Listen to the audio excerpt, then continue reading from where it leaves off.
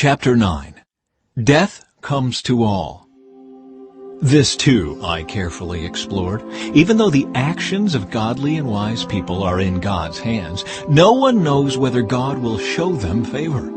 The same destiny ultimately awaits everyone, whether righteous or wicked, good or bad, ceremonially clean or unclean, religious or irreligious. Good people receive the same treatment as sinners, and people who make promises to God are treated like people who don't. It seems so tragic that everyone under the sun suffers the same fate. That is why people are not more careful to be good. Instead, they choose their own mad course, for they have no hope. There is nothing ahead but death anyway.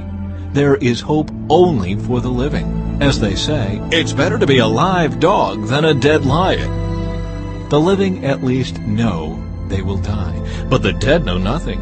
They have no further reward, nor are they remembered. Whatever they did in their lifetime, loving, hating, envying, is all long gone. They no longer play a part in anything here on earth. So go ahead, eat your food with joy and drink your wine with a happy heart, for God approves of this. Wear fine clothes with a splash of cologne. Live happily with the woman you love through all the meaningless days of life that God has given you under the sun. The wife God gives you is your reward for all your earthly toil. Whatever you do, do well. For when you go to the grave, there will be no work or planning or knowledge or wisdom. I have observed something else under the sun.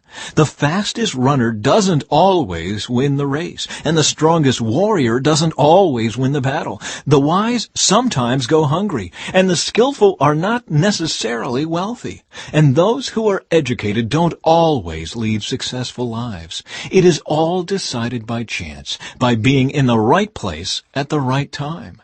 People can never predict when hard times might come. Like fish in a net or birds in a trap, people are caught by sudden tragedy. Thoughts on wisdom and folly. Here is another bit of wisdom that has impressed me as I have watched the way our world works. There was a small town with only a few people, and a great king came with his army and besieged it. A poor, wise man knew how to save the town, and so it was rescued. But afterward, no one thought to thank him.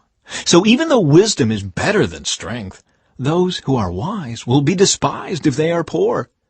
What they say will not be appreciated for long. Better to hear the quiet words of a wise person than the shouts of a foolish king. Better to have wisdom than weapons of war, but one sinner can destroy much that is good.